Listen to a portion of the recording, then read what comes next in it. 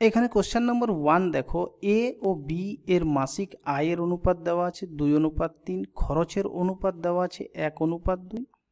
তারা প্রত্যেকে মাসে 24,000 টাকা করে জমা করে, তাহলে এ এর মাসিক আয় কত? এই ধরনের অঙ্কে একটা বিশেষ ট্রিক আছে যেটা আমি এখানে ইউজ করব, এবং যেটা ইউজ করে তোমরা পরীক্ষাতে ইজিলি 6 থেকে 8 সেকেন্ডের মধ্যে অঙ্কটা করে নেবে। যেমন এখানে দেখো, আয়ের অনুপাত কি দেওয়া আছে? আয় দেওয়া আছে 2:3। তাহলে আমি প্রথমে আয়ের অনুপাত লিখে নিচ্ছি 2:3। পরের লাইনে আমি ব্যয়ের অনুপাত লিখব। ব্যয়ের অনুপাত কি দেওয়া আছে? 1:2। এখানে প্রত্যেকে কত টাকা করে জমা করে? প্রত্যেকে জমা করে 24,000 টাকা। মানে এরও জমা 24,000, বি এরও জমা 24,000। এইখানে আমি একটা লাইন টেনে দেব, এই দুটোর ক্রস মাল্টিপ্লিকেশন করব। এবার দেখো এখানে হচ্ছে ম্যান ট্রিক, এই দুটোর ক্রস মাল্টিপ্লিকেশন করব। 2 দুগুণে 4, এখানে 3 একে 3, তাহলে 4 এবং 3 এই দুটোর যা ডিফারেন্স কত? 1। এই 1 ইউনিটের ভ্যালু হবে নিচের দুটো লাইনের ক্রস মাল্টিপ্লিকেশন। যেমন এখানে 24 একে 24,000, এখানে 24 দুগুণে 48,000, মানে 24,000 আর 48,000, 24,000 আর 48,000, এই দুটোর ডিফারেন্স কত? এই দুটোর ডিফারেন্স 24,000। ডিফারেন্স নিচ্ছি কিন্তু, ঠিক আছে? কেউ নেগেটিভ সাইন নেবে না, কেউ এভাবে ভাববে না কি 24,000 থেকে 48,000 বিয়োগ হয়ে গেল তাহলে নেগেটিভ হবে, না, এটা আমি অলওয়েজ পজিটিভ নেব। তাহলে এটা হলো 24,000। তাহলে আমি 1 ইউনিটের ভ্যালু পেলাম 24,000। এখানে বলা আছে এ এর মাসিক আয় কত? এ এর মাসিক আয় এখানে দেওয়া আছে 2 ইউনিট। তাহলে 1 ইউনিটের ভ্যালু যদি 24,000 হয়, 2 ইউনিটের ভ্যালু কত হবে? 2 ইউনিটের ভ্যালু হবে 24,000 গুণিত 2 সমান 48,000। এটাই এ এর মাসিক আয়। কোশ্চেন নম্বর 2 একই ধরনের প্রশ্ন। এখানে যেমন মাসিক আয়ের অনুপাত দেওয়া আছে 5-6, ব্যয়ের অনুপাত দেওয়া আছে 3-4। প্রত্যেকে একজনে 1800 টাকা জমা করে, একজনে 1600 টাকা জমা করে। তাহলে বি এর মাসিক আয় কত? তাহলে আমি আবার লিখে নিচ্ছি আয়ের অনুপাত 5-6। প্রথমে আমি আয়ের অনুপাত লিখে নেব 5-6। বি এ এবং বি এর ব্যয়ের অনুপাত কি দেওয়া আছে? 3:4। এটা হচ্ছে ব্যয়ের অনুপাত। পরের লাইনে লিখে নিলাম। জমা কত? 1800। এর জমা কত? 1600। আবার সেই একই নিয়ম, উপরে ক্রস মাল্টিপ্লিকেশন। এখানে 5 গুণিত 4, 5-4 20, এখানে 3-6 18, 20 এবং 18 দুটোর ডিফারেন্স হচ্ছে 2।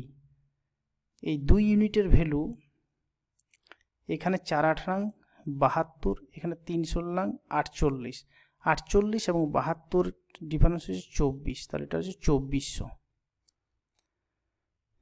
তাহলে 2 ইউনিটের ভ্যালু 2400 হলে 1 ইউনিটের ভ্যালু কত? 1 ইউনিটের ভ্যালু হচ্ছে 1200। 2400/2 মানে 1200। এখানে আমাকে জিজ্ঞাসা করা হচ্ছে বি এর মাসিক আয় কত? বি এর মাসিক আয় এখানে দেখো প্রথমেই বলা আছে 6 ইউনিট। তাহলে 6 ইউনিটের ভ্যালু 1200 গুণিত 6 সমান 7200। এটাই উত্তর। পরের প্রশ্ন একই ধরনের প্রশ্ন। এটা তোমরা আমাকে কমেন্ট বক্সে উত্তর দেবে, কিভাবে তোমরা অঙ্কটা শিখতে পারলে কিনা সেটাও আমি দেখব। ঠিক আছে, এখানে আয় দেওয়া আছে 9-7, তারপরে নিচে ব্যয় লিখবে 4-3। পরের লাইনে জমা এবং এখানে 200 এবং 100, এবং একই নিয়মে এটা তোমরা করবে। চলো নেক্সট কোশ্চেনের দিকে যাই। যেমন এখানে দেওয়া আছে পরের প্রশ্ন, এ বি সি এর মাসিক আয় এর অনুপাত 2-3-5। সি এর মাসিক আয় এ অপেক্ষা 12,000 টাকা বেশি হলে বি এর মাসিক আয় কত? ঠিক আছে, এখানে এ বি সি এর মাসিক আয়ের অনুপাত দেওয়া আছে 2-3-5। এখানে আমরা দেখতে পাচ্ছি সি, এ হচ্ছে এ, বি এবং সি। এখানে আমরা দেখতে পাচ্ছি সি এর মাসিক আয় কত? 5। এ এর মাসিক আয় কত? 2। অর্থাৎ সি এর মাসিক আয় এ এর মাসিক আয় অপেক্ষা কত বেশি? 2 থেকে কত বেশি? 5, 3 বেশি। এই 3 ইউনিটের ভ্যালু কিন্তু বলা আছে 12,000 টাকা। যেমন এখানে বলা আছে সি এর মাসিক আয় এ অপেক্ষা 12,000 বেশি, কিন্তু আমরা এখানে দেখতে পাচ্ছি 3 ইউনিট বেশি, তাহলে 3 ইউনিটের ভ্যালু কত? 12,000। আবার জিজ্ঞাসা করা হচ্ছে বি এর মাসিক আয় কত। দেখো বি এর মাসিক আয় 3 ইউনিট এবং 3 ইউনিটের ভ্যালু 12,000, তাহলে বি এর মাসিক আয় হচ্ছে 12,000। কোশ্চেন নম্বর 5, এ ও বি এর মাসিক আয়ের অনুপাত যথাক্রমে 5 এবং 6। বি এর আয় এ এর আয় অপেক্ষা 1100 টাকা বেশি, এ ও বি এর মোট আয় কত? তাদের আয়ের অনুপাত দেওয়া আছে 5, এ এর আয় 5, বি এর আয় 6। তাহলে বি এর আয় এ অপেক্ষা কত বেশি? এখানে আমরা দেখতে পাচ্ছি 1 বেশি, 1 বেশি, কিন্তু এই 1 ইউনিটের ভ্যালু বলা আছে 1100 টাকা।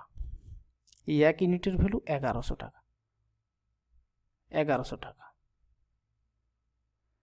তাহলে এ ও বি এর মোট আয় কত? এ ও বি এর মোট আয় কত?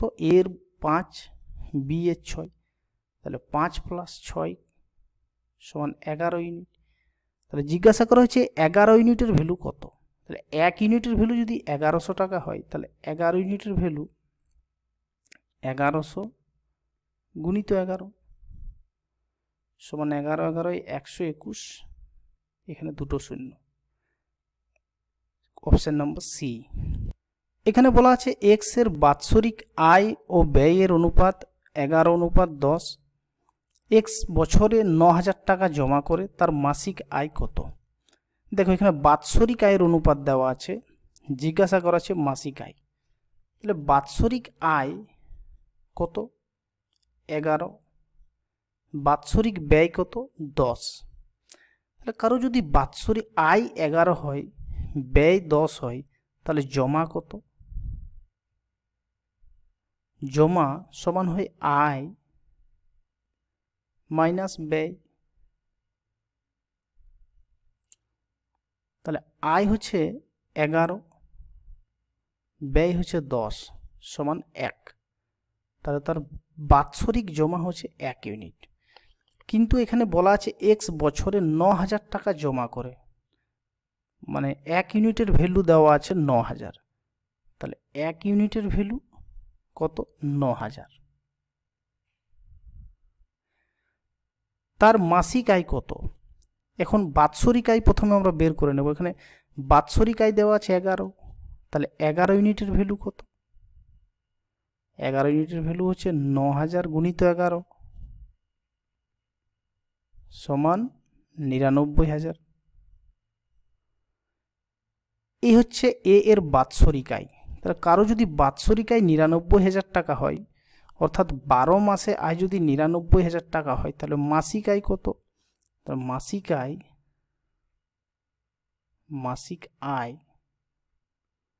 99,000 বাই 12 সমান, এটা যদি ভাগ দিই 8 বারাং 96, 12 দুগুণে 24, এটা 5 0, মানে 8250 টাকা। এখানে বলা আছে একটি পরিবারের মাসিক আয় ও ব্যয়ের অনুপাত 10:7। মাসিক খরচ দেওয়া আছে 10,500। ওই পরিবারের মাসিক কত টাকা জমা করে? আয় ও ব্যয়ের অনুপাত দেওয়া আছে, আয় 10, ব্যয় 7। কোনো পরিবারের আয় যদি 10 টাকা হয়, ব্যয় যদি 7 টাকা হয়, তাহলে জমা কত হবে? তাহলে জমা হবে আয় মাইনাস ব্যয়, মানে 10 - 7 সমান 3। তাহলে জমা হয় 3। পরিবারটির মাসে কত টাকা জমা করে? এখানে দেওয়া আছে সেই পরিবারের মাসিক খরচ 10,500, কিন্তু এখানে মাসিক খরচ কত দেওয়া আছে? ব্যয়ের অনুপাত 7। তাহলে 7 ইউনিটের ভ্যালু দেওয়া আছে 10,500। আমাকে জিজ্ঞাসা করা হচ্ছে মাসিক জমা কত, মাসে কত টাকা জমা করে? মাসে জমা কত? 3 ইউনিট। তাহলে আমি এখান থেকে 3 ইউনিটের ভ্যালু বের করে নেব। 7-এর ভ্যালু যদি এইটা হয়, 1-এর ভ্যালু 10,500 বাই 7, আর 3 ইউনিটের ভ্যালু 10 500 বাই 7 গুণিত 3, এখানে 7 গুণিত 15 105, 1500 গুণিত 3 সমান হচ্ছে 4500। এখানে একটু অপশনটা ভুল হয়ে গেছে, এখানে একটা শূন্য কম হবে, ঠিক আছে, একটা শূন্য আমি কেটে দিচ্ছি। Next question number 8। এখানে এ ও বি এবং বি ও সি এর আয়ের অনুপাত দেওয়া আছে 3:2। এ এর আয়ের 1/3 অংশ সি এর আয়ের 1/4 অংশের চেয়ে 1000 টাকা বেশি হয়, তবে বি এর আয় কত? তাহলে দেখো এ এবং বি এদের আয় কত? 3:2। বি এবং সি দুজনেরই আয়ের অনুপাত হচ্ছে 3:2। দুটো ক্ষেত্রেই এ ও বি এবং বি ও সি অনুপাতগুলো দেওয়া আছে 3:2, মানে এদেরও 3:2 এদেরও 3:2। এখান থেকে আমি কি কনসেপ্ট ভিডিওতে তোমাদের লিংক দিয়ে দেব। এখান থেকে আমি শিখিয়েছি কিভাবে তোমরা এ অনুপাত বি অনুপাত সি বের করে নেবে। এর ভ্যালু কত? যেমন এটাকে আমি যদি বের করে নিই ডাইরেক্টলি, তো এটা হচ্ছে 9:6:4। এখানে দেখো কি বলা আছে, এ এর আয়ের 1/3 অংশ। এ এর আয়ের 1/3 অংশ কত? এ এর আয় হচ্ছে 9, তাহলে এ এর আয়ের 1/3, এ এর আয়ের 1/3 অংশ কত? সমান হচ্ছে 9 এর 1/3 সমান হচ্ছে 3, 3 × 9, এটা 3। আচ্ছা, সি এর আয়ের 1/4 অংশ, সি এর আয়ের 1/4 অংশ এটা কত?